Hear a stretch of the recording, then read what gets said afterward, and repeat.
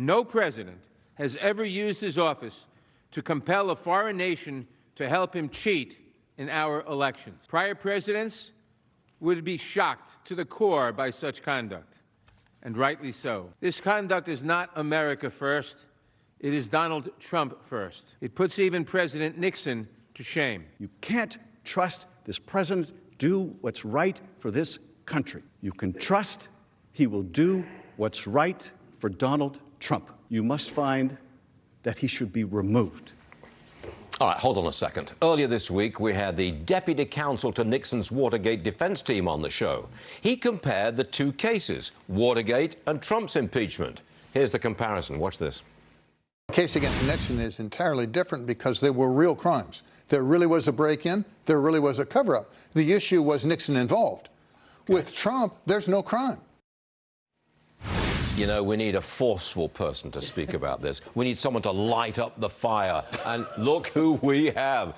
Jeanine Pirro, as in Judge Jeanine Pirro, host of Justice with Judge Jeanine. And she's the author of a great book, Radicals, Resistance and Revenge. Okay? And this whole impeachment is the revenge. You don't even need to tee it up any more than that. Okay, this is the revenge that we're seeing right now. Yeah. They decided the day the man was elected, the Washington Post, I think it was 17 days later, said the impeachment will begin. This is their attempt, and I want you to look at it this way. It's their attempt to disenfranchise the American public. They're saying to you, you are too stupid to elect a president.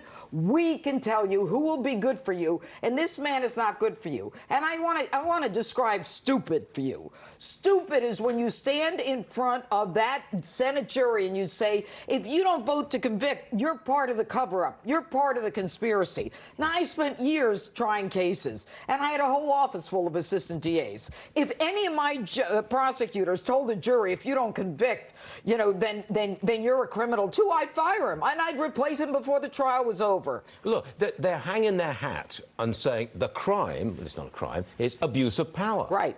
But then any president can be accused of abuse of power and impeached. It's not a crime. It's not a crime. It's not a high crime or a misdemeanor. It's not treason. It's not bribery. Politics. It's not unconstitutional. Here's the bottom line. Rand Paul said, hey, I don't even think that they have a right to the money. I don't think we should borrow from China to give to the Ukraine. And by the way, Ukraine got the money. And by the way, I didn't know. Did you know that Ukraine was, you know, one of our most important allies? I didn't know that until they started this impeachment. Who the hell knew that?